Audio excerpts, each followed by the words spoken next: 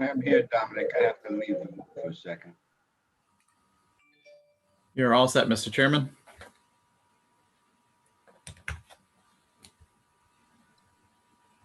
Oh, you're muted. Thank you very much, James. All right, I'd like to welcome everybody to the Town Planning and Zoning Commission, August 26, 2020. And if everybody could rise for the Pledge of Allegiance, I'd appreciate it. I pledge of allegiance to the flag of the United States of America and to the republic for which it stands, one nation, under God, indivisibly, with liberty and justice for all. Hey, Craig, could we have the roll call, please? Yes. Commissioner Claffey? Here. Commissioner Fox? He's here. Commissioner Havens? Here. Commissioner Linares? Here. Commissioner Sobieski? Here. Commissioner Woods? Here. Commissioner Braverman?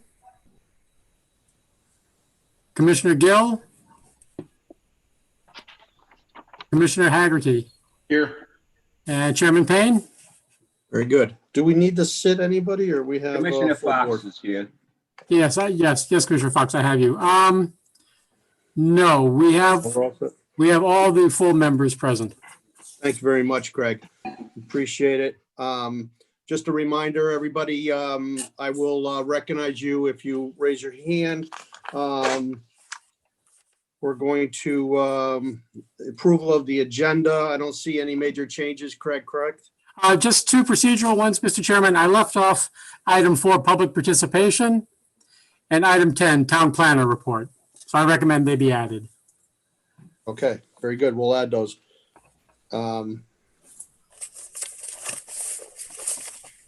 Okay, so we'll go into next thing would be public public comment. If there's anybody that would like to speak. Public participation. At this time, we have no public on the meeting, Mr. Chairman. Thank you very much, James. Okay, we'll move. Is there any remarks from commissioners on anything?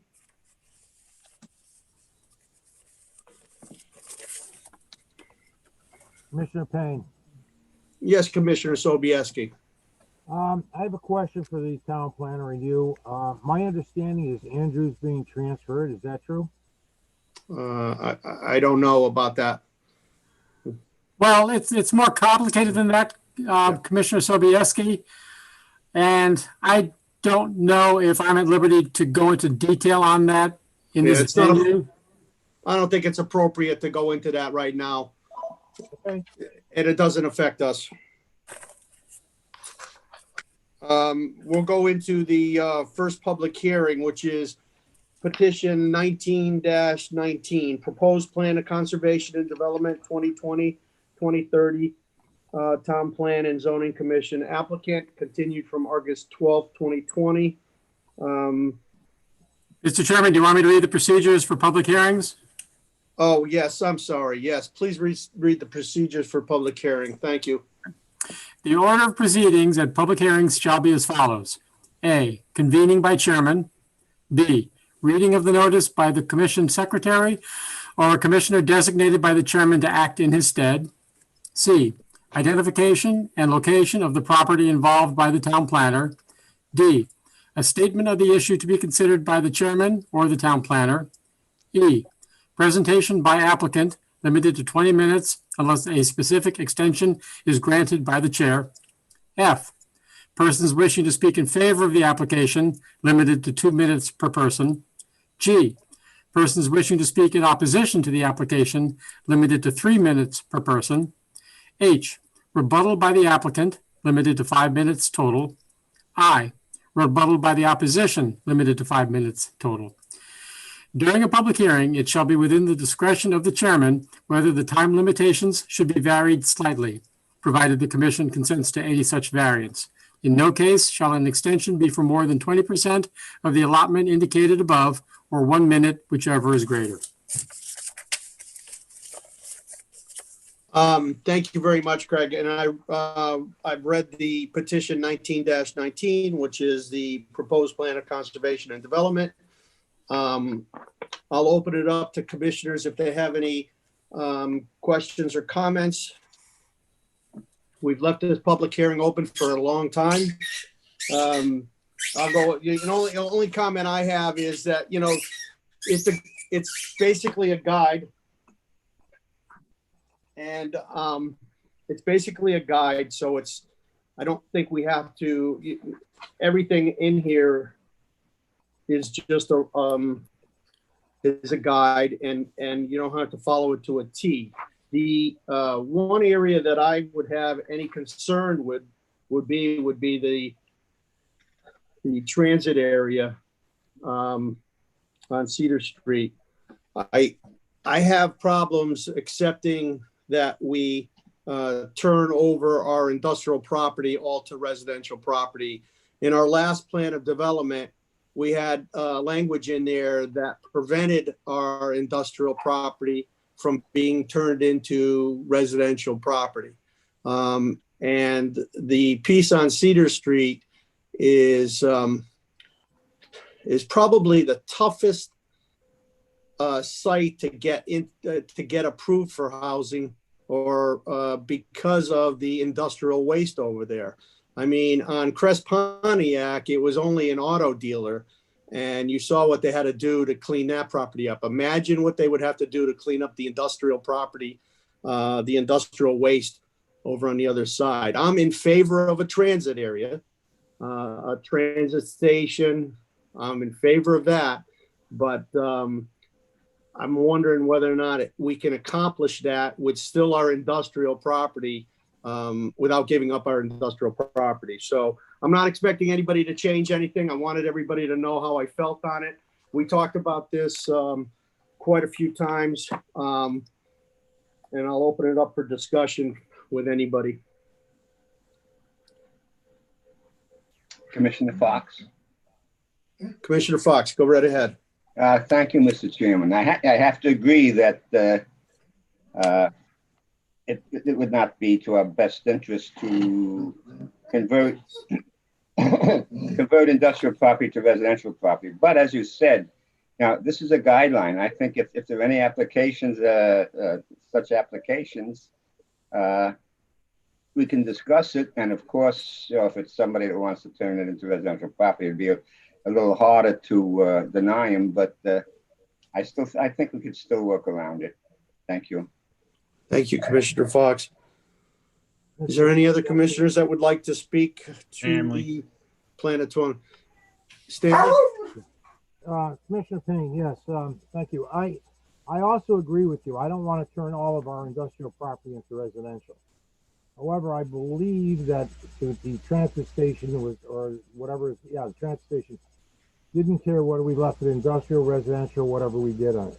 So I agree with both Commissioner Fox and you that we don't want to lose all our commercial property. Thank you. Thank you, Stanley. Any other comments from any other commissioners?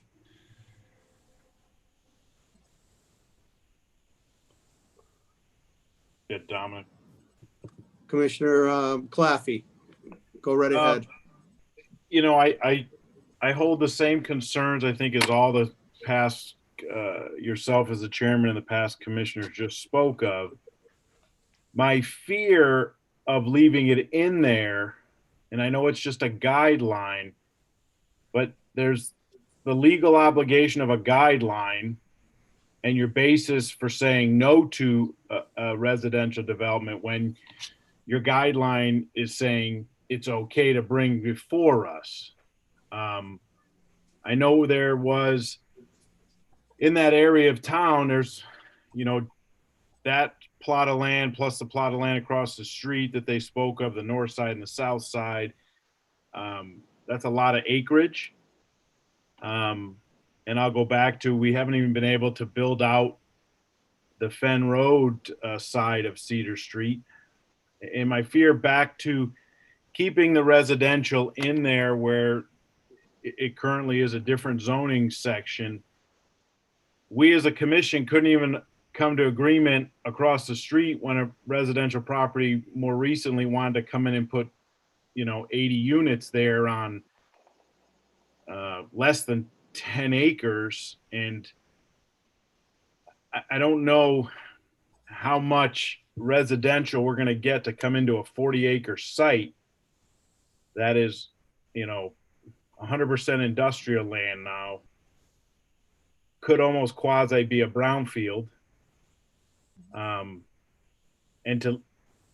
just don't know why we would then want to leave that open and take away a thriving area of our town center in the POCD, where you would probably want to keep your town center. If you took and a developer came in, you basically, that amount of acreage at the Cedar Street site would almost take your town center and destroy it to an extent.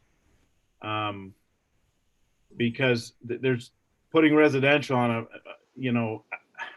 I'm after thinking about it and not hearing any opposition from our town council members who had many times wanted to speak about it, but never came to us and gave us what they thought. But then 2 years ago, the town council was pushing for us to figure out a way for housing not to be across the street. I think you're kind of, the town in a battle could be talking out of both sides of their cheeks.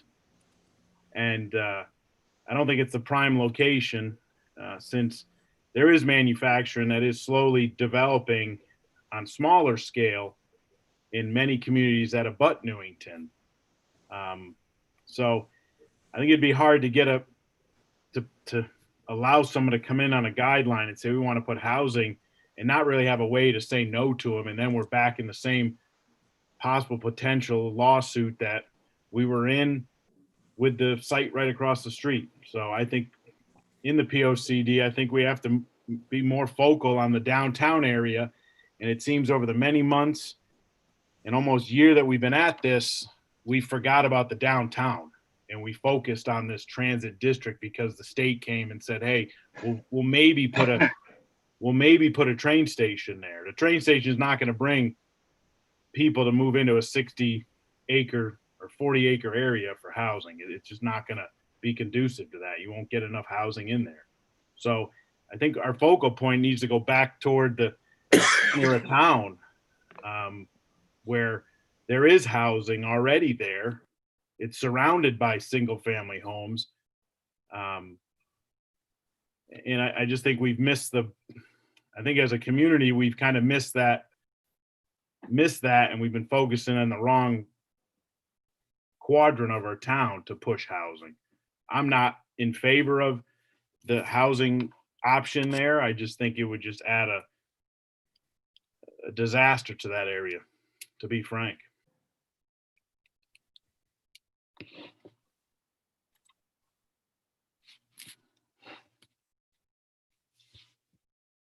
You're muted, Mr. Chairman. You're muted, Dominic. I'm sorry. I want to agree with Commissioner Claffey. I agree that the town center has to be protected, and I wouldn't want to try to create a second town center. I would like to open it up now. I know Commissioner Woods has his hand up. Go ahead, Commissioner Woods. Yeah, I'm probably in the minority here. And I'm not saying that I'm interested in taking all of our industrial land and turning it into residential, but I think it's important for us to leave our options open. We have land that we need to develop so that we can continue to grow our tax base. I think if we've learned anything over the last 4 or 5 years, we've not done a good job on that. And we don't necessarily get to pick all the time what's going to move forward. We can work with the developers, but we don't know what specific projects that will work in the open market. And I just don't think we should limit ourselves. There's a fair amount of raw land in that area that is undeveloped. And some of it is industrial, but if someone wanted to come with some sort of housing, I don't think that we should be opposed to it. We should at least entertain it. That's just my 2 cents. Thank you very much, Commissioner Woods. I agree with you to a certain degree. that's why I'm not proposing any changes. And I know there's raw land there, but I don't know. I got to wonder whether some of that, and maybe time will tell, is economically feasible to even put housing because of the industrial waste over there. But I guess someday, if somebody's interested in it, that would be something that they would analyze. You know, one of the other things you could do over there is you could create a small industrial park for small businesses. There's not many places for a small business to buy an acre and put up a 7,000 square foot building for small businesses. So that's a possibility too. You got to remember something. The transit people for the state of Connecticut said they didn't care whether there was housing or not. They just wanted to have the option to put the transit there. But I'm open to some housing possibly. Mr. Chairman, I'm not really focused on that particular piece. I'm actually thinking a little bit further west, across from the proposed train station. Across from the existing bus station and all that land. And, you know, maybe we could actually work a deal that if the state of Connecticut and Central Connecticut University is going to let that land go, that was the old 291 land, we have access to that through Newington.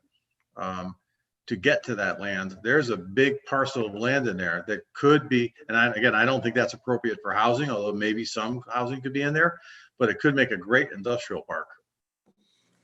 Thank you very much, Commissioner Woods. Commissioner Lenars, you go right ahead. Just to talk about what some of the other people were talking about, I kind of agree with a little bit what everyone was saying, and I don't think Commissioner Woods is in the minority at all.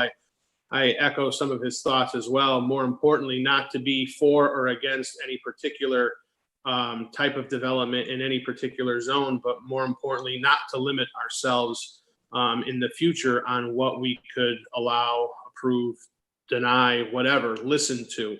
I think it's important to be specific in this plan, which I think in parts it is. And then I also think it's specific where we're vague enough to allow options in the future. And like you said, Mr. Chairman, not necessarily or Mr. Woods rather, not necessarily in one particular area, but in all the areas going forward. So I think just to weigh in on the plan and some comments from me, I think it's good. I think it's vague enough to have considerations in the future, but yet specific enough to have protections for the town center, the residents going forward, like Commissioner Claffey had talked about as well. Thank you very much for your input, Commissioner Lenars. Commissioner Woods, would you like to make a comment? Thank you. Just one more point popped into my head. And this is unfortunate, but it is a reality that we're dealing with. While we all value industrial land and it does bring obviously very good jobs along with it, unfortunately in the state of Connecticut, it doesn't bring good tax base. It used to, and we used to covet that because of that factor, but that's gone now. Obviously the state has all of the personal property and the machinery is now tax exempt. So, you know, we've got several pieces of property in this town that they would be on the top 10 list, and they start there, but then they fall right off because all of their personal property is exempt. So we need to grow our tax base, and so we need to take that into mind. And again, I'm not saying all should go to housing. That's not what I'm trying to get at, but we need to enhance our tax revenues, I believe. Thank you, Commissioner Woods. And I realize, Mr. Chairman, that you're not against it, and I understood that you only voiced a concern, and I share that with you. I'm not actually against you, but I'm just trying to make sure that we do the best we can. And I think we're on the same page. You want to leave it open, but you have some concerns, and I appreciate that.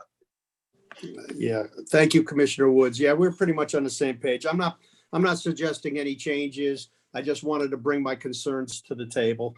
Any other commissioners would like to comment on this?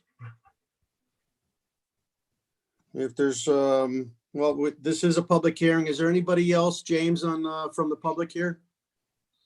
No public on for us, Mr. Chairman.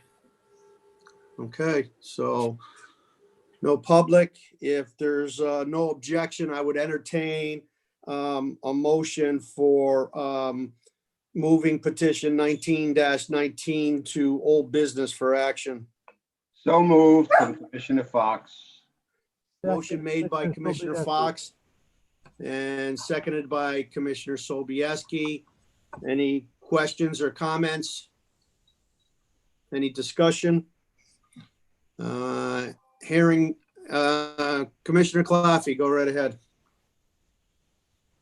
I guess the only discussion, maybe back to our town planner, that the POC, yes, it's a guideline in regards to and I'll focus this right onto that section of town that we were just discussing.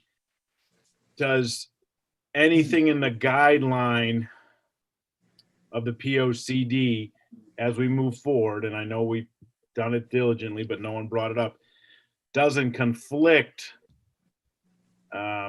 with any other areas over there that would hinder what some of the commissioners said, like Commissioner Woods, would one side of the road be better than the other, or you denied me here, but you could approve me over there. I mean, have we looked at all? I just want to make sure we've looked at all. A guideline is just a guideline, but then it sometimes blows up in our face. Right. Yes, yes, Commissioner Claffey. Well, as one of the other commissioners mentioned, it is a guideline and that you can use it at your discretion.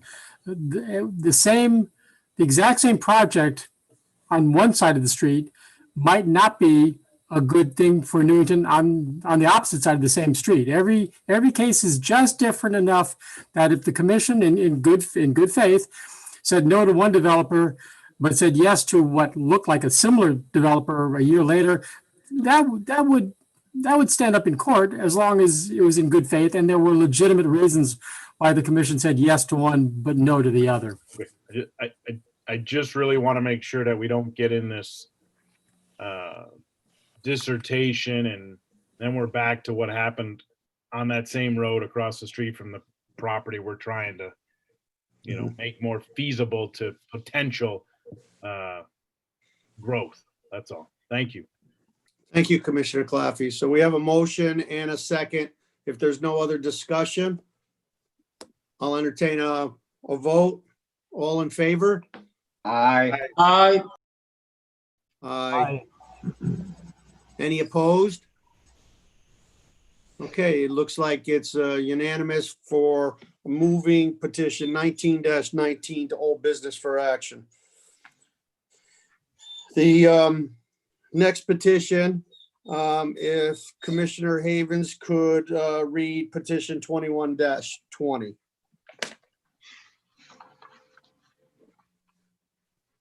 Petition 21-20 zoning text amendment, section 5.3 to include 6.1, 6.10, 6.15, 7.4, and 9.2 to revoke the low impact development LID regulations. Town Plan and Zoning Commission applicant. Low impact development regs memo, August 26, 2020. Draft zoning regulations with LID strikeouts revised June 16, 2020. CROG comments memo, August 6, 2020. Thank you very much, Commissioner. Craig, would you like to give us a little report on this? Yes, this amendment would basically delete all of the LID regulations that were adopted, when was this, back in 2014. This basically turns the clock back on LID. Yes. It's a public hearing, so I imagine you'll be hearing from the public on it. I do want to point out, as I said in my memo, that the CROG Regional Planning Commission was not in favor of it because it does not conflict, or it does not comply with the regional plans in terms of environmental protection.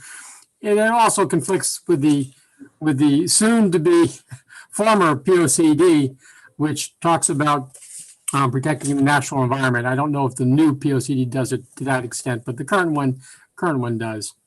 And that's all in my memo, so this is nothing that the commissioners haven't either heard me say before or read in my memos.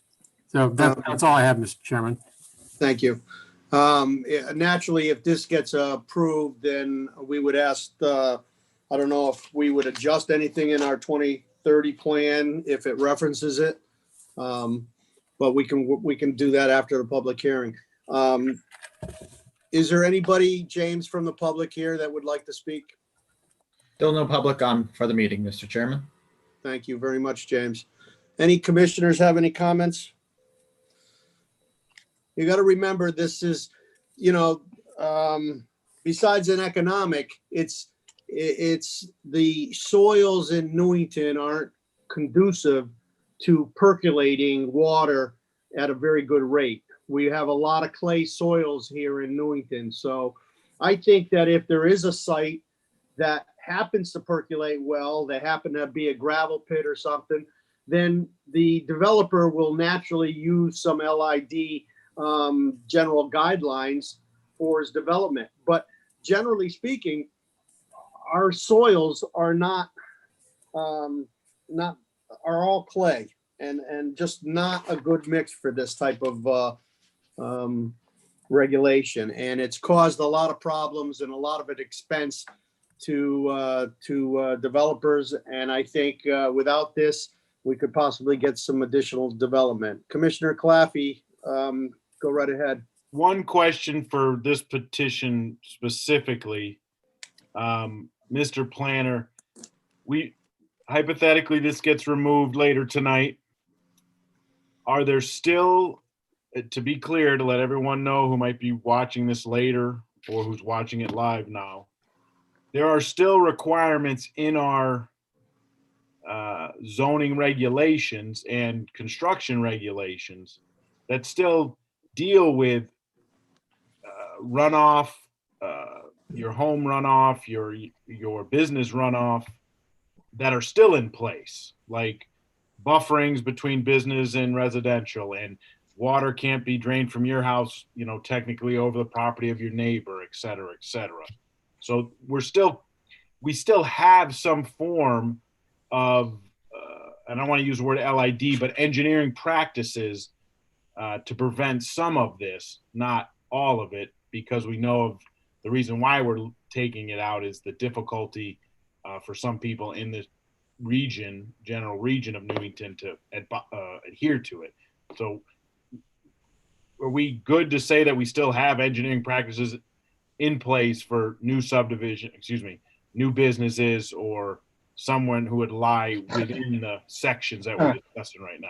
Right, absolutely. This just turns the clock back to 2014, not to 1914. This is what I used to call your father's stormwater management. We're going back to your father's stormwater management.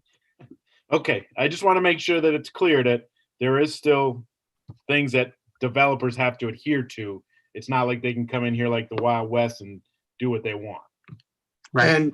And Craig, just because we don't have the LID regulations, for some reason, if a developer wants to use LID engineering practices on his site, nothing says that he can't do that. Correct. Okay, thank you. Any other commissioners have any comments? James, no public, right? No public. Mr. Woods has his hand up, though. Yep. Commissioner Woods, go right ahead. Thank you, Mr. Chairman. No, I agree with you 100%. I think that this needs to be rescinded. I think while it's very well intentioned, unfortunately, it just doesn't work well in our community with the natural soils that we have. So I think this is, unfortunately, it just causes more of a burden to not only homeowners, but businesses. Thank you, Commissioner Woods. Commissioner Haggerty, go right ahead. Just for my information, what was, occurring back in, 2014 or even previous to put this in the regulations? Was there something that was kind of continually happening? Like, hey, we got to make a change? Just curious. I believe there was a grant for $50,000 and we applied for the grant. We did some work over at Clem Lemaire's field and then we put the regulation together. Is that correct, Craig? That's correct. There was money available to develop and adopt these regs, and so we did it. It seemed like a good idea at the time. And it did. It seemed like a great idea at the time, but I think it's proved that it's caused more of a burden on our applicants than it has helped the environment. Thank you, Commissioner Woods. Commissioner Haggerty, does that answer your question? Yes, thank you. Thank you. Any other questions from the commissioners? If there's no other questions, I'll entertain moving petition 21-20 to old business, closing it and adding it to old business. So moved. Motion made by Commissioner Fox Second, Sobieski. and seconded by Commissioner Sobieski. Is there any other questions or comments or discussion?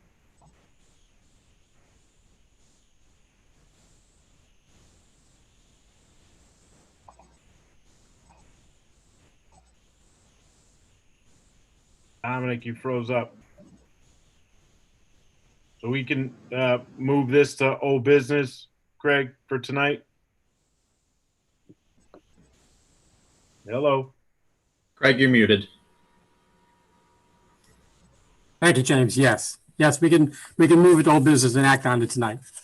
Okay. I see Dominic's out.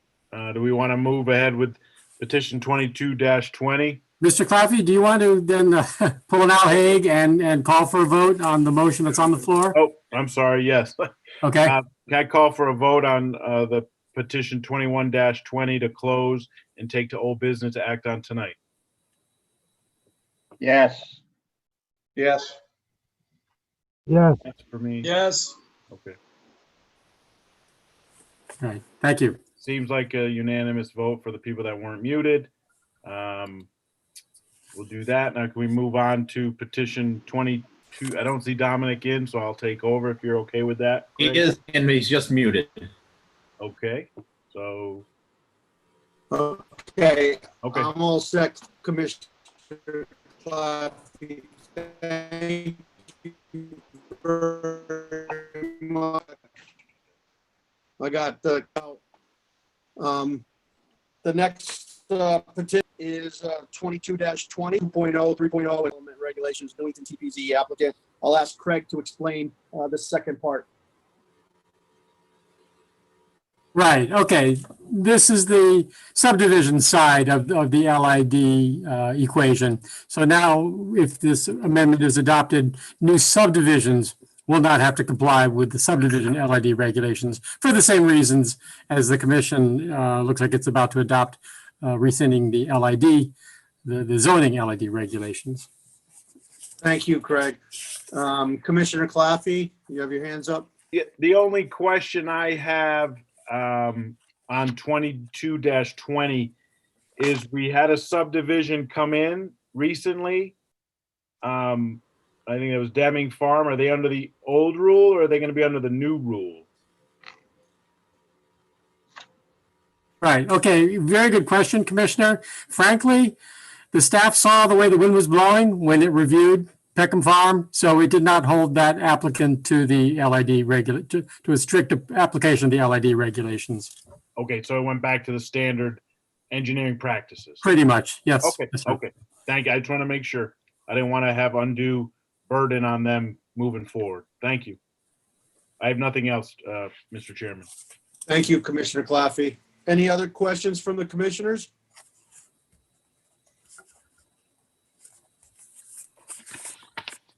Is there anybody from the public? Still nobody on with us. No one else is on. Okay. Okay. What, Mr. Claffey does have his hand raised, though. one other question, Mr. Chairman, through you. Was there anything brought back by the town council? I know it said in the memo, or if the planner can answer that, it was sent to the Conservation Commission and for 22-20 specifically, was there any conjecture or any cause for alarm from them or just?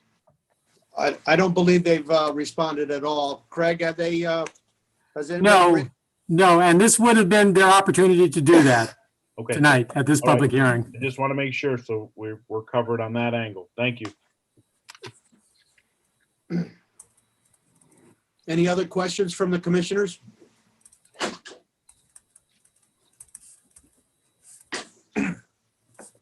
Well, if there's no other questions from the commissioners, if there's no objection, I suggest that someone make a motion to close petition 22-20 and move it for action for old business. So moved.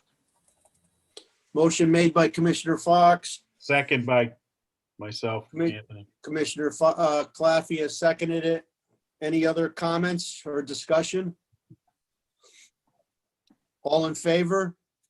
Aye. Opposed?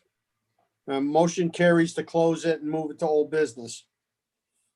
Now under new business, we have petition 24-20 zoning text amendment, section 3.22.1.c regarding commercial vehicles in residential zones, town planning and zoning commission applicant. I believe Commissioner Claffey has asked for our home business regulations to run in conjunction with that because they kind of like tie together. Is that correct, Commissioner Claffey?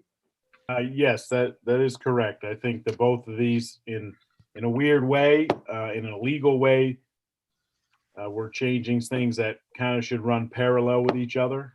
That I think if we're going to have them on the agenda, we have them back to back. I don't know the legality of how we can discuss both together. Maybe Well, that's we wouldn't discuss them both together, but if they could both be on the agenda, maybe Craig could add that to our agenda next meeting. Yeah, Mr. Chairman, there's no problem with you discussing them as one item under new business. It's just when we get to a public hearing, at that point, they We have need to to be separate. separated. And Okay. one last question, if I may, Mr. Chairman. With Mhm. looking at this document after the town planner's memo dated August 13th, when you turn to the next page, you see what I think is the new, say, proposed to be discussed points. My only concern is in previous years, we have run, when we've changed something, we've had the old language and the new language together. And this is a little confusing. I know what some of the old language reads, but I think when we're changing something this drastic, we need to show like what 3.22.1C2 was the old definition and what we're thinking is the new definition. If that's, I know it's complicated, Yeah, Craig. I think But that's, I think we need to see it visually so everyone understands what we're talking about, like heavy duty earth moving equipment. Well, before we used to give that a physical weight to it or something like that, if you understand what I'm saying. I think it's set up, isn't it? The new text is shown in bold underline and the text to be deleted is shown as a bold strikeout. Craig, could you? Yeah. Yeah, Mr. Chairman, I think last month I did it that way. I gave you the one with all the strikeouts, and then I also gave you what I call the clean version. Tonight, I only gave you the clean, but I will, next meeting, I will give you the one with all the strikeouts that Commissioner Claffey is asking for, and the clean version together. Okay, thank you, Craig. Appreciate that.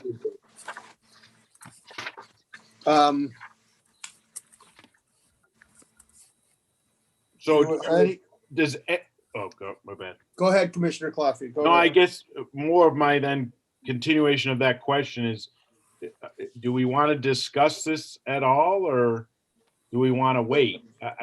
I think we need to discuss it a little bit. I know we discussed it 2 weeks ago on truck sizes. I know Commissioner Woods had mentioned that some truck weights had changed with different vehicles.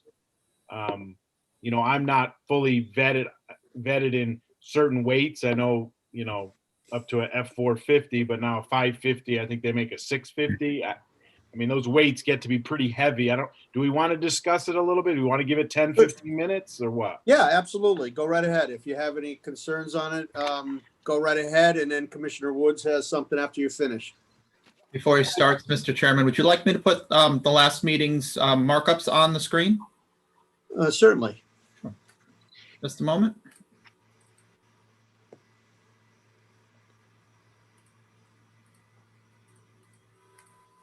There you are. Thank you. Okay. Go ahead, Commissioner Claffey, and then Commissioner Woods after. I mean, most of this can all be wrapped into one as a discussion point, but I think the weight and size of certain vehicles, I know in my neighborhood, I open my door and I look out and I have a plumber who lives across the street and he has a beautiful truck. I mean, he keeps it clean. I have a land surveyor diagonally across from me has a regular like passenger van with the name of the company. It's not obtrusive. The size that fits in his driveway. They both fit in the driveway. They don't park on the grass. I think my kind of hiccup with this is when we get to a size of vehicle and, you know, the use of one vehicle for one commercial vehicle size can be drastically different than the other. And, you know, how big are we going to get before it gets almost too obtrusive for our residents and neighbors to not have to open their door and see a triaxle in the driveway, because under the rule, the dual axle or triaxle fits under the, say, 15,000 pound weight. I don't know. I think, you know, pickup trucks and I mean, we're a town of many small businesses that use their vehicles. I'm not opposed to that. I'm not at all. I mean, I have a business with a vehicle and it fits. It's a commercial vehicle, but it looks like a regular car.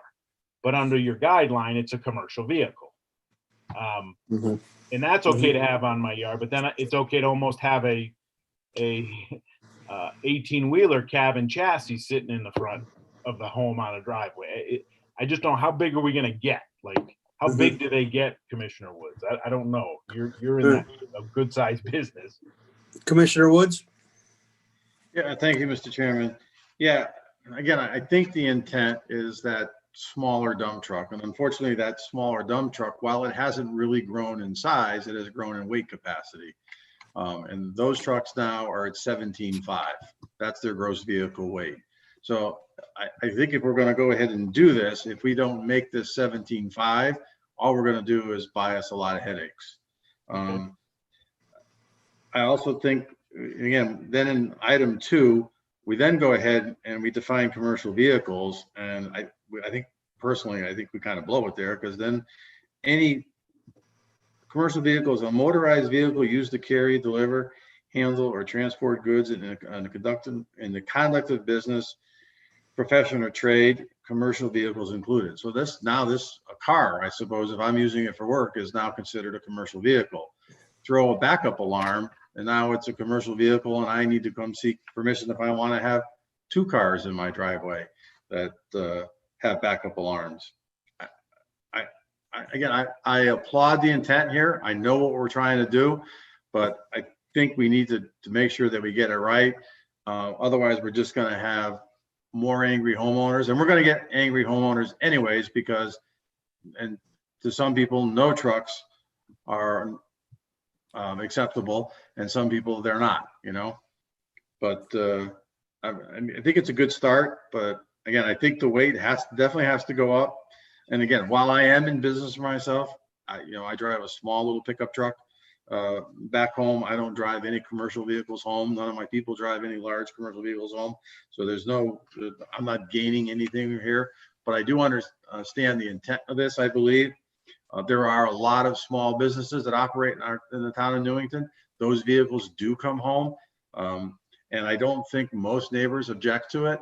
And I think that we should make sure that we do allow it. Thank you, Commissioner Woods. Any other commissioners have any comments? Could I make a comment on back up to like under the packet, the regulation in our packet on under commercial vehicles number 1, it gets in the last sentence, it talks about vehicles shall either be parked in the driveway or some other suitable paved area in the side or rear yard. Mr. Planner, do we have anything that would contradict like it's okay for a commercial vehicle to park in the backyard, but a residential, a non-commercial vehicle like a passenger car that people have 3 or 4 in their backyard, will that be a violation? Will they contradict each other? Because I seem like sometimes we go out as a ZEO goes out and cites somebody for a vehicle parked in a regular vehicle, 4 tires, a sedan size like Honda Accord, and he gets cited for parking on the grass. And we've had a lot of debate over what's a suitable paved area. Stone, some people put a block under the top, each 4 tires. Are we muddying the waters, putting ability to put 2 large 17,500 pound vehicles in somebody's backyard? Are we creating another nuisance other than just leaving them on the front of the house in the driveway? Well, currently, the commercial vehicle, actually, James, could you go back to the marked up version? So near the top. So currently, such vehicle may be parked on a lot, but shall not be parked in the front yard or in the street right of way. Okay, so what that means is, I talk about the plane of the front wall of the house. Under the current rule, that commercial vehicle, that pickup truck, cannot be anywhere in front of the house, even if it's in the driveway, which doesn't make any sense. Yeah.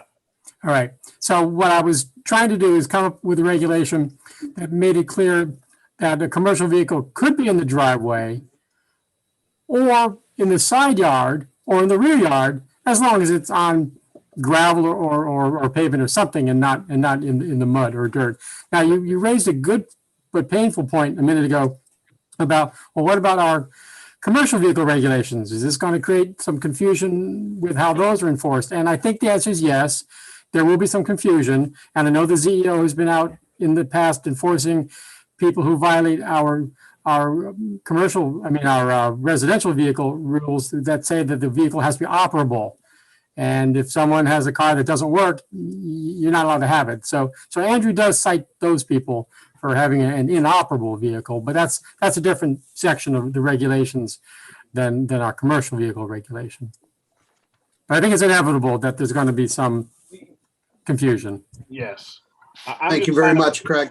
My biggest concern is the ability to then, I've heard things from people putting new driveways in that, like Newington's very strict on the 5 foot from a property line.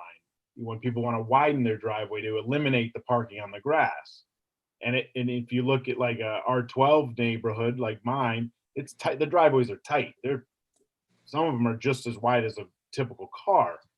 So, are we opening ourselves up to having pavement throughout our homes, around potential homes, that then even affect the regulation of which we removed out of the section of the LID that we may remove later tonight? So it's like, if you pave up your whole backyard, I don't think we have a lot coverage requirement in our town. So there's something that someone could literally pave their whole backyard up to 5 feet on 3 sides. The rest could be all pavement. I just think that's kind of not in the nature of a residential neighborhood to have your full potentially backyard paved, but our town allows it because we don't have a lot coverage. And that lot coverage is something we don't have because, you want to agree or disagree, it has a lot to do with the drainage problems in our town. That's why some communities have a lot coverage so that water has a place to go. I just think it's odd that someone might be able to park 2, say 17,000 pound vehicles in their backyard. That seems odd, but I don't know. I don't know what everyone else's feeling is. Well, Commissioner Claffey, remember that second one has to be by special permit, and the commission can say no if they think it's inappropriate. Yep. Thank you. Commissioner Fox, you have the floor. Yeah, thank you. I was kind of listening to Commissioner Claffey, and I think he answered my questions, talking about, and so has Mr. Minor, talking about, evidently right now, since it's crossed out,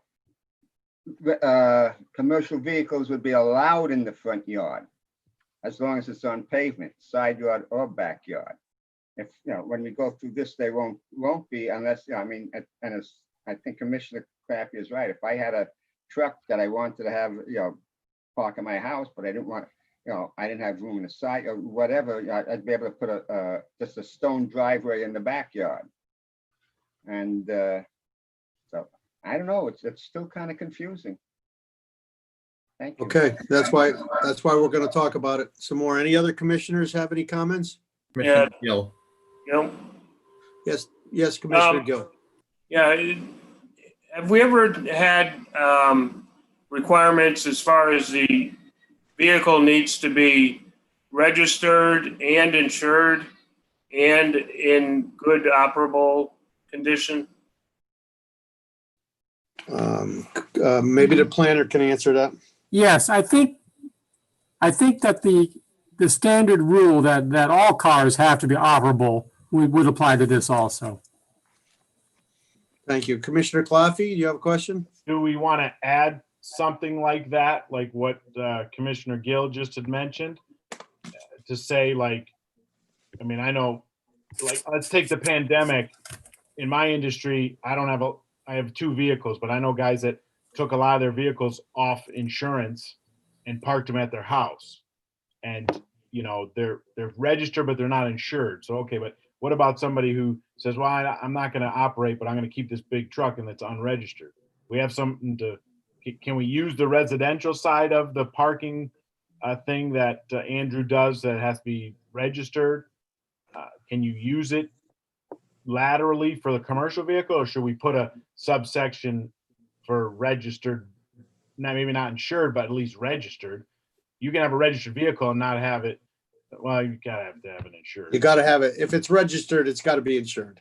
Yeah. So, but it can be, yeah. But what I'm getting at is there's value in adding something in as a commercial vehicle, because it is a commercial vehicle is very different than a standard vehicle, like most of the residents in our town have. I mean, is it something that we can pull from the other one to cite somebody for an unregistered commercial vehicle in their driveway, or no, Mr. Planner? Yes, we could, but I think your point's well taken. So I made a note to myself to add that language in here, just to be a belts and suspenders kind of thing. okay, and just a reminder that, one of the whole reasons we're trying to do this is to clean these regulations up, is because there's been a lot of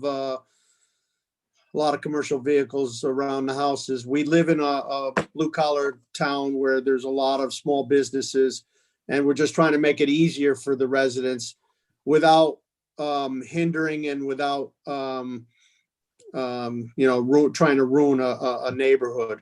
Commissioner Fox, do you have a question?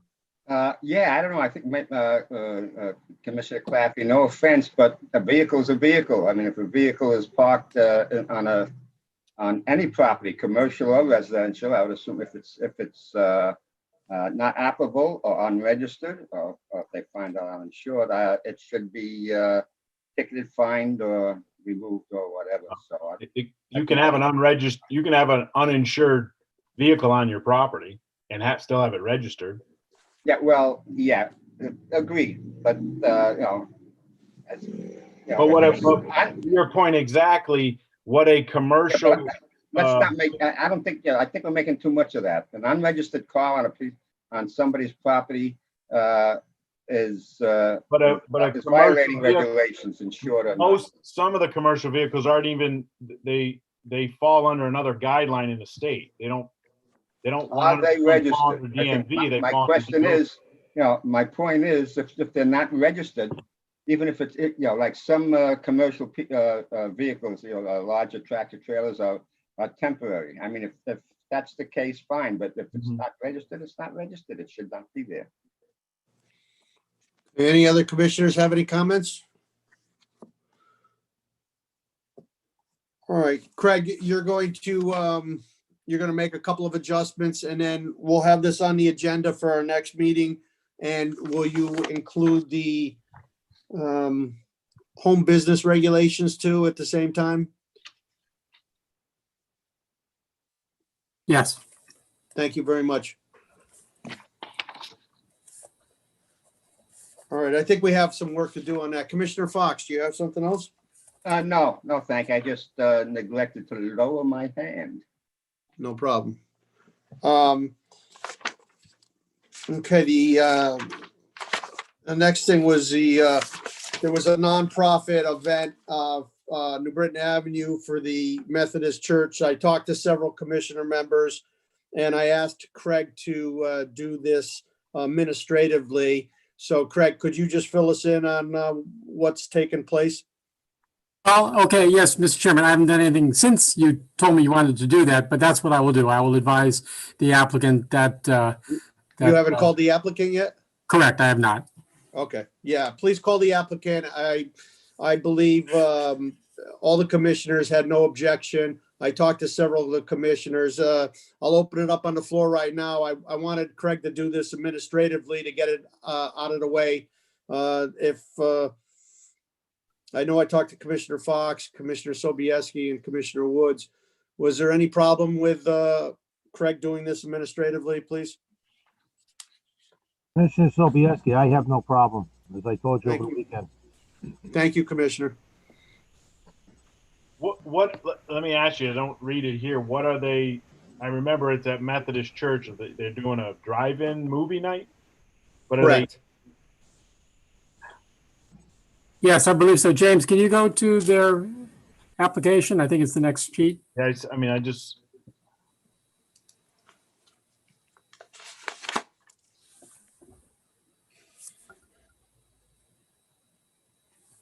So my only concern is, are we opening this up for other people not even to come here? I appreciate the chamber coming and presenting like, hey, we're going to follow the rules. It's almost, are we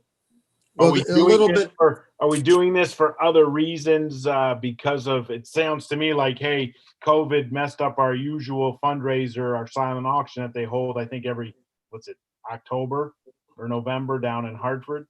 And in lieu of that, we want to do this here in town. Is that? That is what they're doing. Okay. Yes. I just don't want to. And because of COVID and because they were in a hurry, I didn't see a problem with this. And so I asked Craig to do this administratively, and I would like him to talk to him tomorrow morning and just handle it and get it off our agenda. Chamber's been very good to the town of Newington, and I didn't see any problems with the cars parking at United Methodist, and I'm sure they're going to follow social distancing. Commissioner Havens, do you have a question? Yeah, Justin, I don't have a problem with it being handled administratively. I'm just more curious, what would be the special permit requirements that they would need to meet for something similar to this if somebody else was to try this? Right. Well, technically, anyone that applies for a special permit has to comply with the entire chapter of special permit requirements.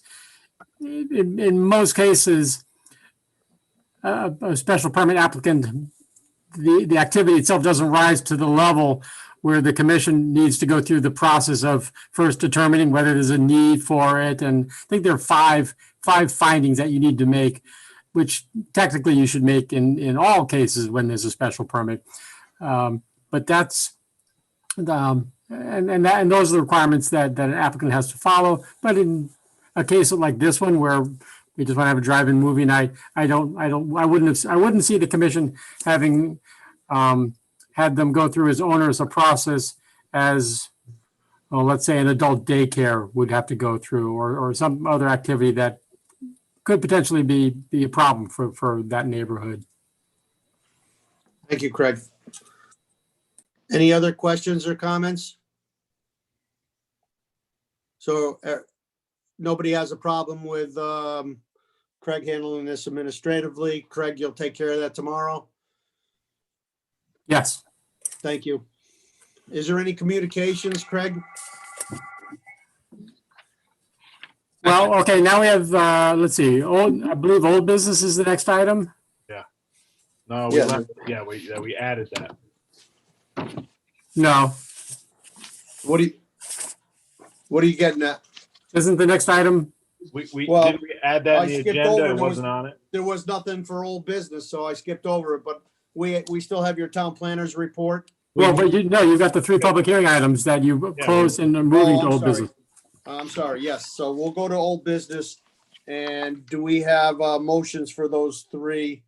Yes. Okay.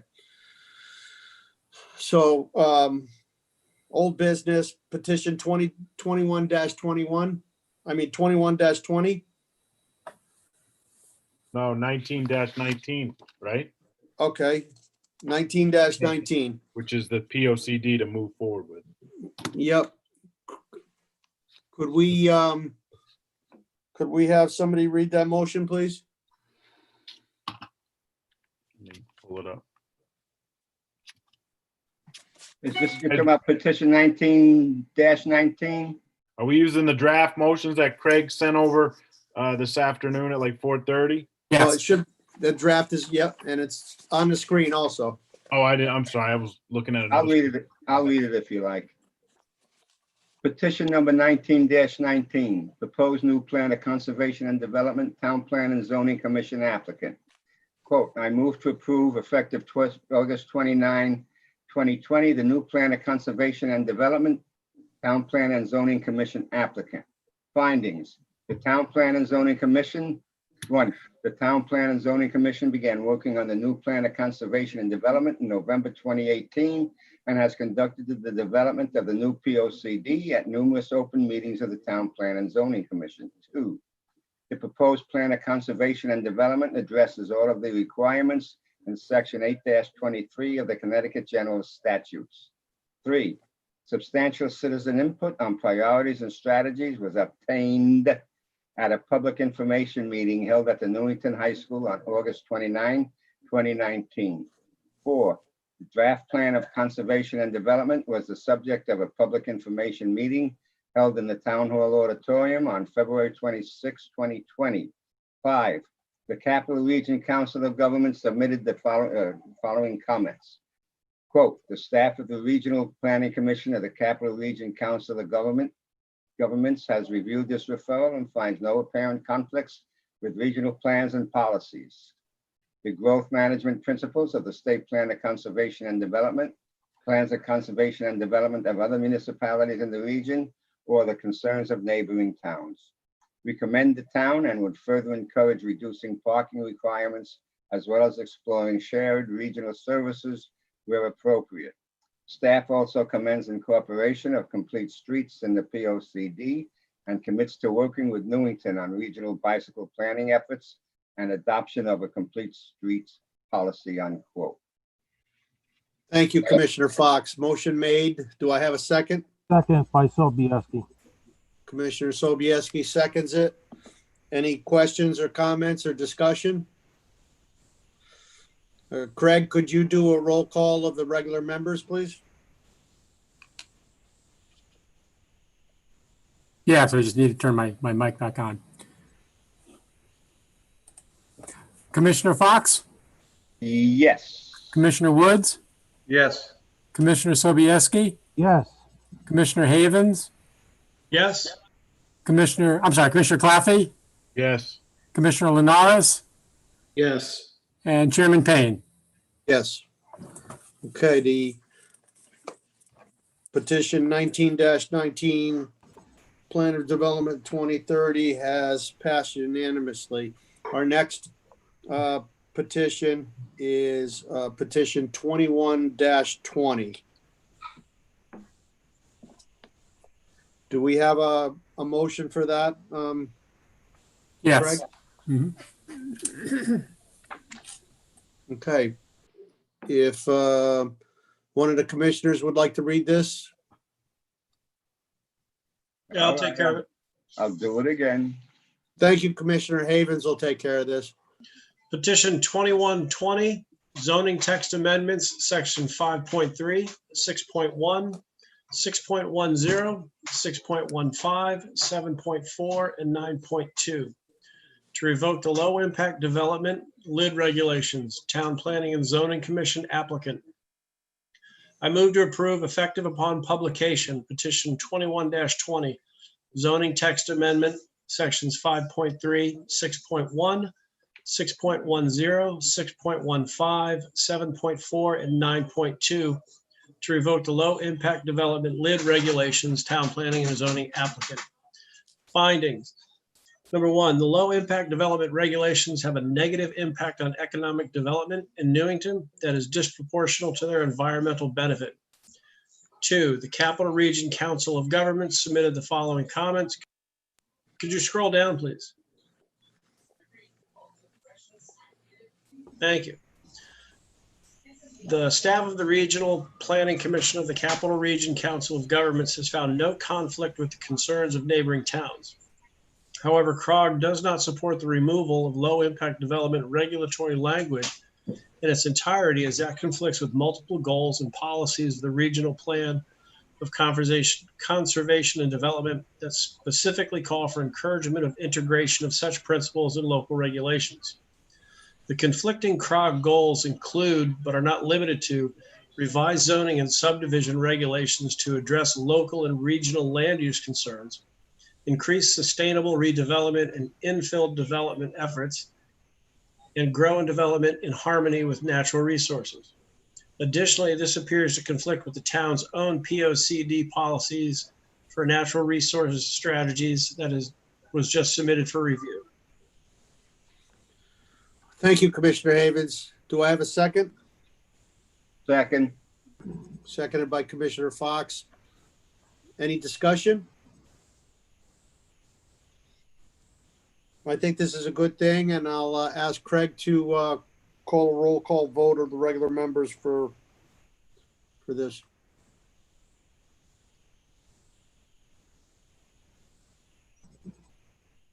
Commissioner Fox, Yes. Commissioner Woods, Yes. Commissioner Sobieski, yes, Commissioner Claffey, Yes. Commissioner Havens, Yes. Commissioner Linares, Yes. Chairman Payne. Yes. All right, this passes unanimously. And the next petition is petition 22-20, which is the LID part of the subdivision regulations. I'll ask Commissioner Linares if he could read petition 22-20, please. Petition 22-20 subdivision text amendment, section 2.0, 3.0, and 6.0, low impact development regulations, town planning and zoning commission applicant.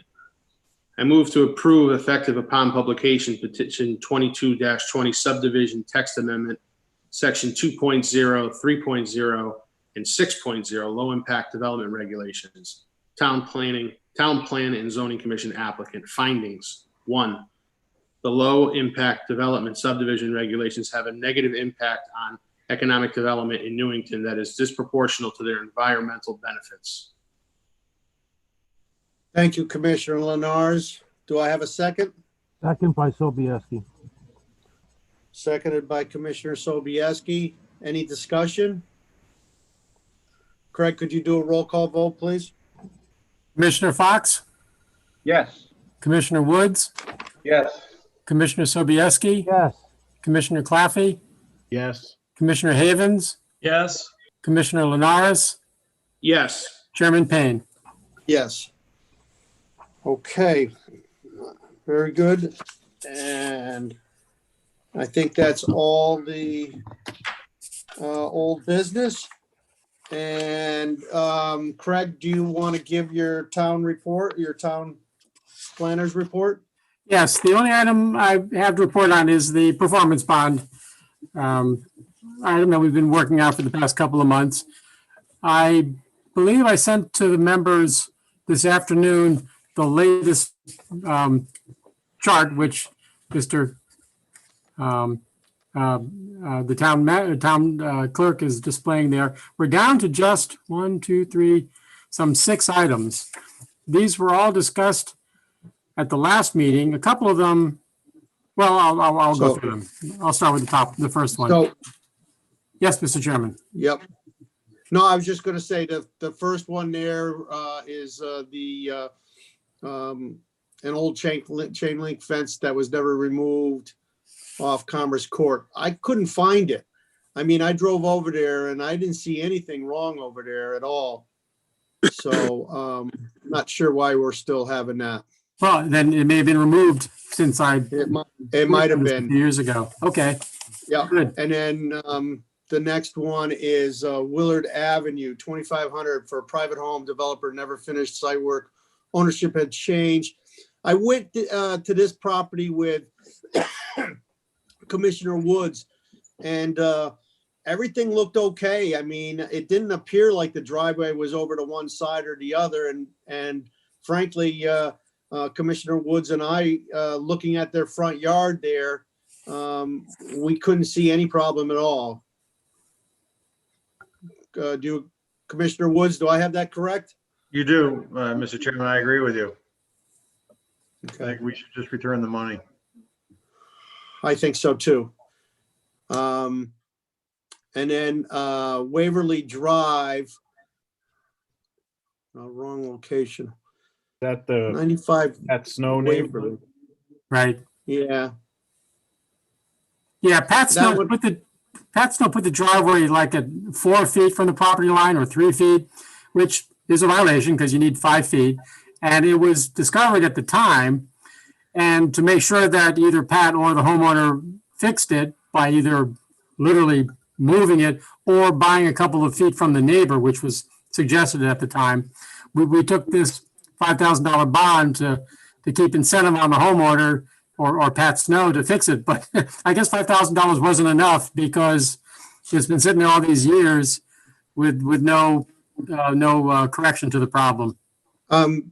I didn't go to that location yet, and maybe Commissioner Woods would, over the next week or so, would like to check that one out with me, and then we could report back to the commission on that one. Is that all right with everybody? Good with me. Commissioner Woods, is that okay? Yep, that's fine with me. Who was Thank who was the bond in name of? Premier Development, Pat Snow. Okay, the next Mr. one Chairman, down. quick question. Certainly. On the Waverly Drive, is that still the same homeowner 14 years later, or has the property changed hands? That is the same homeowner. Thank you. Okay, and the next one is the Rockledge subdivision. There was extra money in there, 3,150 after the town put some trees in there. I think we should return that to the developer, even though years ago he said keep it. I really think it should go back. I'll open it up to commissioners' comments. If anybody has a comment on that one. All right, Mr. Chairman, I agree with you. Again, if we were going to do something, we should have done it probably 13 years ago. So we just kind of held on to the money. We're not really doing anything with it. So it doesn't seem to bother us that much either. I think it should be returned. Okay, very good. Any other commissioners have any comments on that one? Okay, and the next one is the Fen Road Starbucks. Did staff check this one out in the last 2 weeks? Yes. We're still holding $9,919 because the final wearing course of the access, what I'll call the access road between Cedar and Myra Cohen Way, the final top course has not been put down yet, which is fine because it's still a work in progress. The hotel's going to be built someday. The other piece of vacant land will be built on. So that's why the applicant has never put down the final course, which is fine, but that's why we're holding this bond. Well, Is is that that access road the whole- $9,000? Go ahead, Commissioner Chairman. Go ahead, Commissioner Claffey, go I ahead. guess I'm just asking, that access road, I mean, are you speaking just of where the people turn into their property or that whole road back out to Cedar Street? Correct, the whole, let's call it a road, yes. That $9,919 doesn't even come close to putting on a second course on that roadway. Doesn't even come close to it. I would suggest that we return the $9,919 to the developer because that access road is gonna be, when he comes in with the next development, that's when he's gonna do the pavement on there. Right. Any questions from the It- commissioners? Is the top coat finished on the actual Starbucks parking lot and roadway? Not Yes, the it- access Yes, it is. road? Okay, okay. Yes, it is. Yeah, I agree with you, Mr. Yeah, Chairman, this- the money this- should be returned. Okay. Yeah, the Starbucks is done. It's all landscaped. It's got 2 courses on there. It's just the access road that doesn't have the second course on there. Now, can I ask, be the devil's advocate? Are we bonded on another way for that company, or right now that road wouldn't have a bond on it? And what if it takes 2 years to get the developer to come? Just a question. So- not a- It's a private access road Okay, that I believe it's not a town road. It's a private access road, Okay, gotcha. almost like within the development. gotcha. So when he gets the next building up, he has to put the second course down pretty much. Okay, thank you. You're welcome. Any other questions? So if there's no objection, I would entertain us voting on returning Peter Nero's $6,000, the top one. Return 1460 Willard Avenue, $2,500. And Rockledge Drive subdivision, 3150. And the Fen Road Starbucks, 9,919. And the Waverly Drive, I'll inspect for next meeting. If there's no objection, is everybody in agreement to returning those 1, 2, 3, 4 items? Yes, Yes. Mr. Chairman. Yes. I have no problem. Nobody's in objection? Okay, Craig, we can take care of that. Yep. All right. And then we'll be down to 2 items. which we Mr. can Chairman, one discuss thing next. before you go forward. Certainly. I know you don't need the pat on the back, and neither does Craig, but this list was significantly longer when we first started, and it was tedious to listen to all this stuff as it was so administrative. So kudos to you for going through this stuff, and for Craig to getting rid of this stuff off our plate and getting this money back to the rightful owners. Thank you, Commissioner Linares. One question I have, what is up with the Costello Road? Is that just give me an update on that one. Right, it's that industrial building. It's, I don't know what the status of it is at the moment, but they have not requested a bond reduction. I invited them to a month or so ago when this first came up, but I haven't heard from them. Okay, thank you. All right. Since there's nothing else on performance bonds, do you have anything else, Craig? That's all, Mr. Chairman. That's it. Now, I know that Craig talked to me today about, in an email about sidewalks for Dakota property. Do you want to fill the commission in on that? Yes. As I guess most of the commissioners recall, the affordable housing project on Cedar Street opposite the, where Crest Pontiac used to be, was denied by TPZ mainly because there was no sidewalk. And if working people were going to be living in that complex and they were going to be taking CT Fast Track to work, they need to get there and there was no sidewalk. So it just seemed unsafe to the commission. So it was denied for that reason. Well, the applicants appealed to the court, and I'm going to paraphrase. What the judge did was the judge overturned TPZ's denial because the judge, well, I don't want to paraphrase too much, but the bottom line is the judge overturned the denial, but with the requirement that Dakota go back to DOT and one last time and make a good faith effort to get DOT to agree to allow Dakota at Dakota's expense to install a sidewalk along the north side of Cedar Street from the Dakota site to approximately the Fen Road intersection. So Dakota's engineers have been working with DOT and they've come up with a plan that they say that DOT has preliminarily approved, which goes as far as actually just the what I'm calling the Starbucks road, the access way that connects Cedar Street with Myracohen Way that we were just talking about a minute ago. And the Dakota's engineers have said that they will, that DOT will make a presentation to the town about this proposal or this design. It'll be during the day and it'll be virtual. So I'm not sure how many commissioners will be able to participate, which is a little concerning to me because this was something the commissioners felt strongly about. So I think they should be involved in this presentation that DOT is going to make. But that's it. I just learned about this today, so I shared it with the chairman. Yep. And as it evolves, I will certainly keep the chairman informed. Yeah, thank you, Craig, for filling us in on that.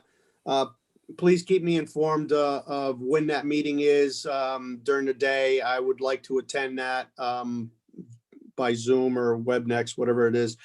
You know, I'm not too concerned that we didn't have too much input. I think that the developer and the state have worked something out. From what I understand, there's not enough room for a snow shelf, and DOT is accepting that because of the difficulty of acquiring a snow shelf. So I just want to bring that out to the attention of the commissioners, and I will attend the meeting and update you when I get additional information. Commissioner Fox? Yeah, thank you, Mr. Chairman. I don't have a very good feeling about not being able to attend. I'd like to attend. I don't know if the rest of the commissioners feel that way, but personally, I would like to attend that meeting, virtually or not. Yeah, there's, I don't know if we have much to say. It's just an updating meeting, you know, but we'll make sure that Craig sends you the same information that he sends me. He'll send it to all the commissioners in case anybody else wants to attend it also. Yes. Any other commissioners have any? I should hope we would be able to, because, you know, no offense to Craig, you or the DOT, it's, you know, sometimes these papers cause, you know, a little loss in the transmission, so you don't get. Can I ask a question? Certainly. Let me finish, but that's okay. I'm sorry. I forgive you. Thank you, Commissioner Fox. What was the legal? We sat in executive session over this, and I'd love to get the legal interpretation of where we can speak for or against this, because it sounded pretty confident in executive session that they were only obliged to keep Craig Minor abreast and keep him included in it. I don't recall him saying that we as a commission could keep talking against it or for it. And I would love No, you're Commissioner Claffey. I think you're correct. We don't have any say on whether we're for it or against it.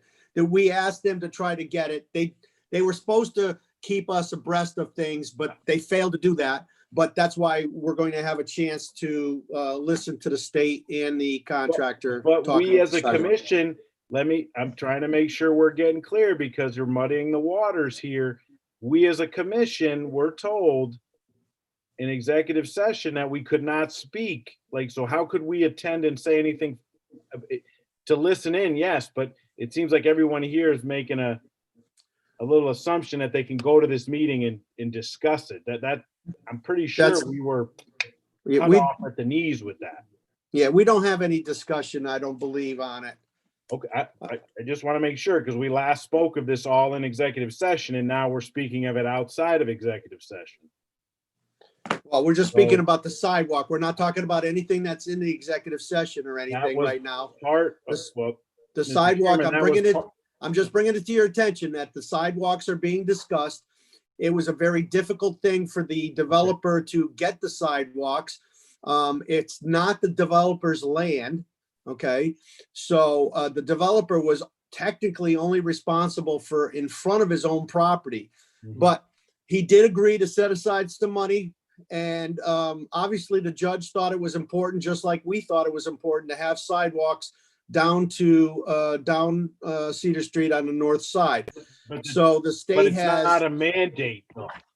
It's not a mandate. To be clear, it's not a mandate. No, it's not a mandate. Yeah. Okay. Thank you. Any other comments from the commissioners? Okay, Craig, do you have anything else on communications? No. All right. And I'll go to public participation. If there's anybody from the public that would like to speak about anything on the agenda. We have one member on, no raised hand as of yet. Okay.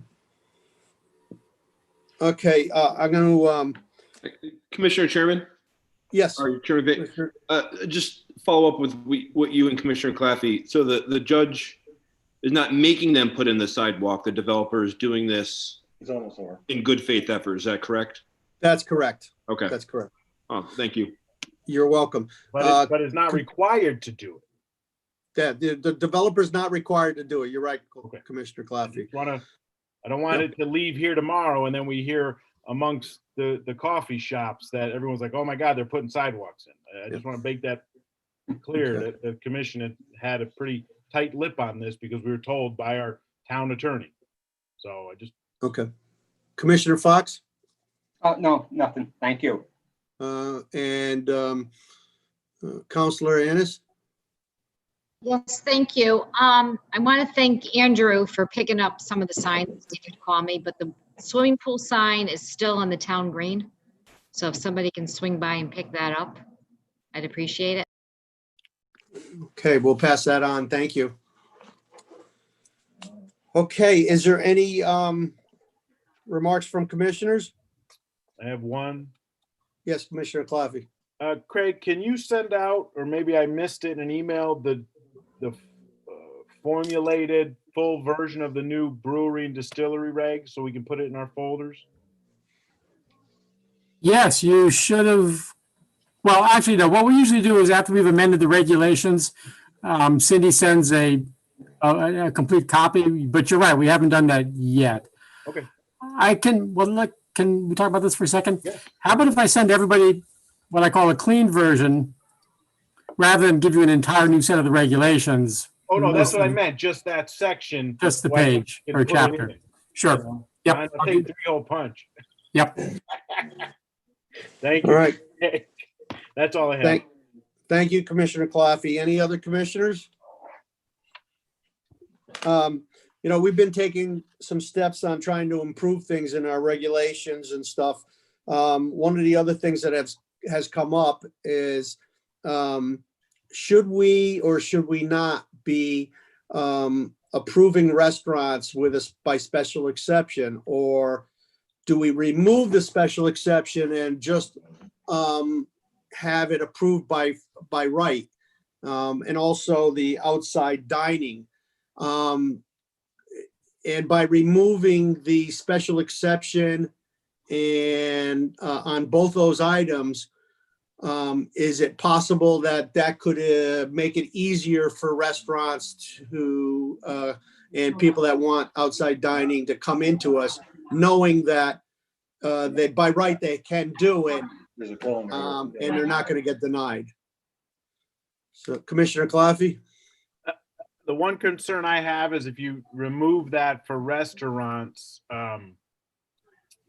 would that be able to go anywhere a restaurant could feasibly meet the restaurant requirements, Mr. Planner?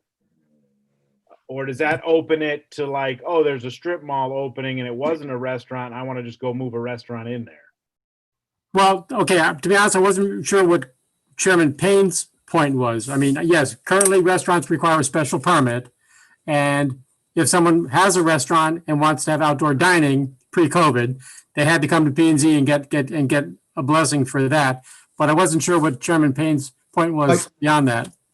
My point was to remove the special exceptions so that they don't have that thought that they could get denied, where if they come in and they comply with all the other regulations, why should it be special exception? I mean, we've never denied a restaurant that I ever have heard of that has come in, or dining requirements. We've made them comply with the regulations, but we've never denied them. So I'm just trying to think of ways that we can make it a little easier for businesses, basically.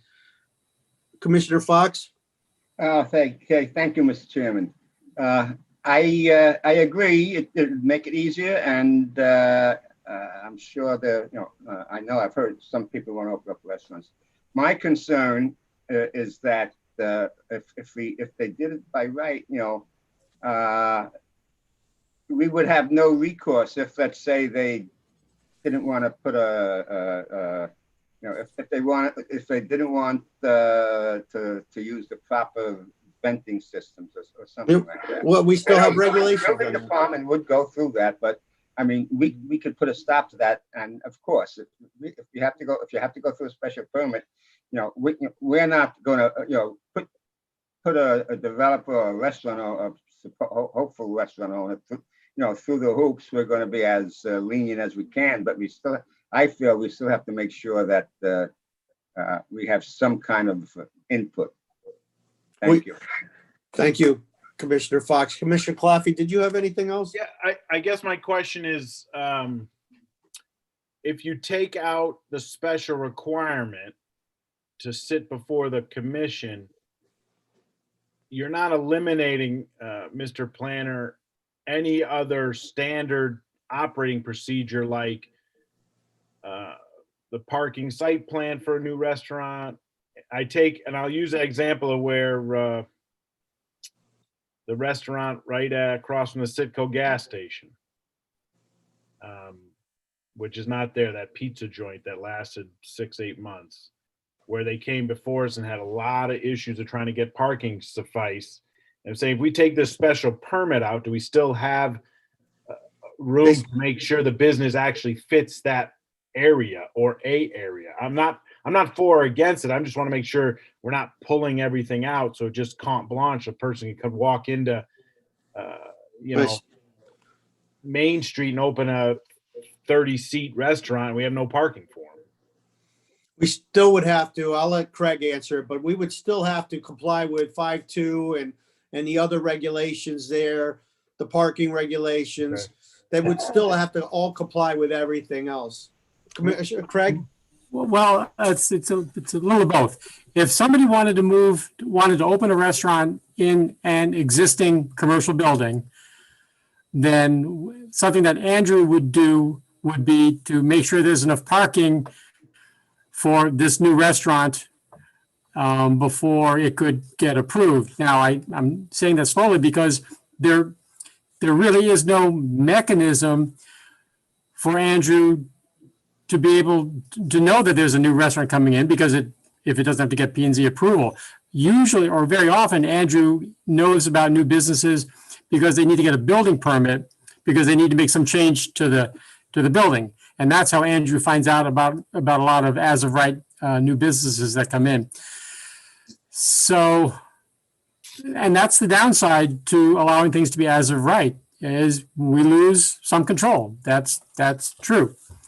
A new business, a new restaurant, new construction would have to come before you for site plan approval. But if someone wanted to open up a restaurant in one of those buildings on Market Square, I'm thinking out loud, obviously. Yeah, I think Andrew would be aware of that, because restaurants, they have to make so many changes to the building, the installation of the ovens and the hoods and all that. It's pretty unlikely that Andrew wouldn't get the heads up that a restaurant wanted to move in, and that would give him the opportunity to make sure that there's enough parking, that it's in the right zone, et cetera. I have one last question for Mr. Planner. Anyone else who might know the answer, any of our local communities have any requirements like we do, or are they all like, hey, if you fit, you get in type thing? Right, that's a good question. I actually put that question to my colleagues on our internet listserv a month or so ago, and I was actually surprised. There are a number of towns that also require special permits. Off the top of my head, I think in most cases those were vacation towns with outdoor seating, where outdoor seating could become a problem. But I can certainly, if this idea has merit and the commission wants to discuss it further, that can be part of my report as to how many other towns require special permits for restaurants. Thank you very much, Craig. Counselor Pedreco, if you would like, you can speak now. I'm just, and maybe I misinterpreted or maybe I didn't understand, but I do recall, I thought when you were having the discussion about the brewery and the micro pubs and whatever, when a couple of the residents indicated that, you know, they were concerned about possible development there, weren't they assured that it was a special exception and they would have an opportunity to speak if something opens? I mean, I think it was pretty clear that they were offered that. We are, that's true. At that time, we had a special exception. I'm just trying to, this is one method to try to improve businesses coming in, but it was just an idea for the commissioners to think about. We've never denied a restaurant to come in. If they've complied with the parking, if they've complied with everything else in the last 30 years or longer, I've never seen us deny a restaurant and or outside seating. Maybe we've controlled it. We've asked them to do things to comply with our regulations, but we've never denied one. And this was just an attempt to be a little bit more business friendly, so that if a restaurant, you know, a good restaurant wanted to come into the town, they would know that we're allowing them, but they still have to comply with things. Where if it was by special exception, there's always that doubt that we may not allow them to come in. So it was a method to try to increase business in town. Okay, I just wanted to, you know, bring that up, that it was discussed before with the residents. Thank you. Thank you. Yeah. Commissioner Havens? Yes, as far as what Councilor Bedrejko was saying, even if we were to get rid of the special permit requirement, they'd still have to meet everything. And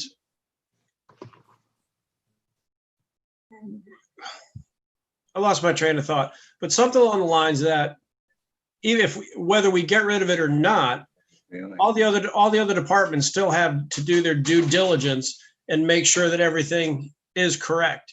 If we were to keep it, you've said that we haven't denied anybody, but I think I'm in favor of keeping it personally, just for the simple fact that we can do our due diligence. We can have a hearing so that the public doesn't feel left out if they have concerns, regardless of, you know, what the restaurant is, what kind of restaurant, or where it's going to be. Thank you, Commissioner Havens, for your comments. I appreciate them. And maybe the thing to do is to have all the commissioners just think about this, and then we can bring it up next time. There's nothing wrong, and I don't object to keeping it. I just wanted to throw it out there. It was one of the suggestions from Glenn, I believe, in our 2020-2030 plan. So is there any other comments from commissioners? All right. Hearing no other comments, I'll entertain for a motion to adjourn. So moved. Motion made. Do I have a second?